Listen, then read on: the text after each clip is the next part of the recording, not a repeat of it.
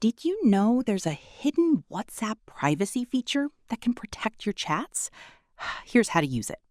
First, open WhatsApp and go into any chat. Now tap on the contact or group name at the top.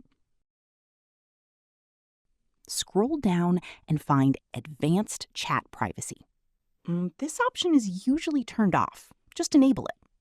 Once turned on, it adds extra protection to your chat.